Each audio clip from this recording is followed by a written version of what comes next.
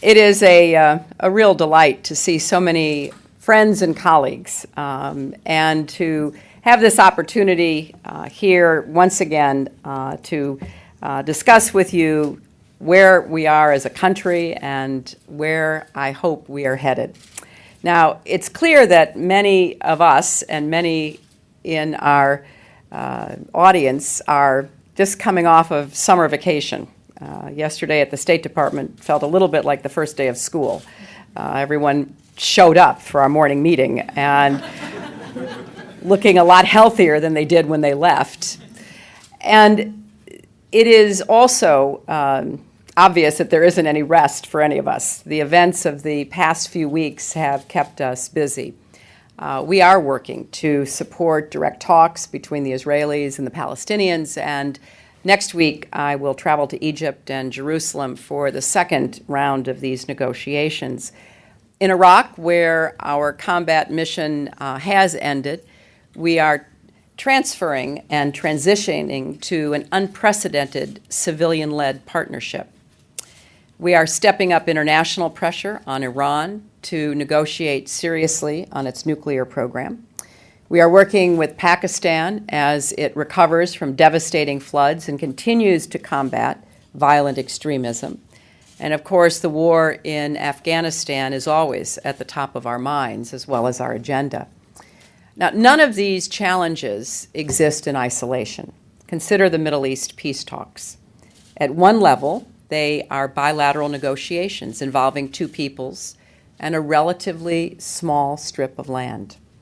But step back and it becomes clear how important the regional dimensions and even the global dimensions of what started last week are.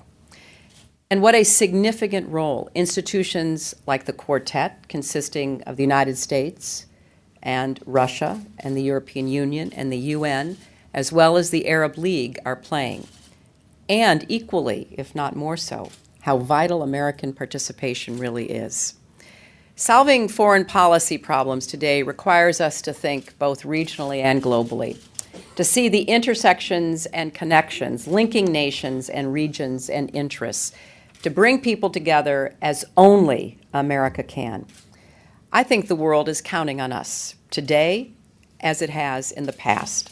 When old adversaries need an honest broker or fundamental freedoms need a champion, people turn to us. When the earth shakes or rivers overflow their banks, when pandemics rage or simmering tensions burst into violence, the world looks to us. I see it on the faces of the people I meet as I travel. Not just the young people who still dream about America's promise of opportunity and equality, but also seasoned diplomats and political leaders who, whether or not they admit it, see the principled commitment and can-do spirit that comes with American engagement. And they do look to America, not just to engage, but to lead. And nothing makes me prouder than to represent this great nation in the far corners of the world. I am the daughter of a man who grew up in the Depression and trained young sailors to fight in the Pacific. And I am the mother of a young woman who is part of a generation of Americans who are engaging the world in new and exciting ways. And in both those stories, I see the promise and the progress of America. And I have the most profound faith in our people.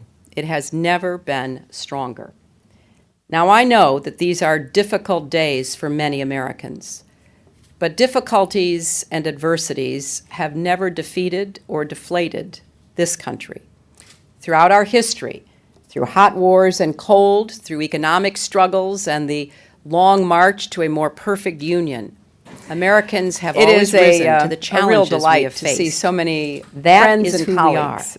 It is in our DNA. Have this opportunity. We do believe there are no limits on what is possible or what can be discuss achieved. with you. And now, after years of war and uncertainty, where people are wondering what the future holds. Now, it's clear that many of us, so let me say it clearly, in our United States can, audience, must, and just will coming off lead of summer in vacation. this new century. Yesterday at the Indeed, State Department felt the a little bit like the complexities first day and of school. connections of today's Everyone world showed have up yielded for our morning a meeting, new American moment.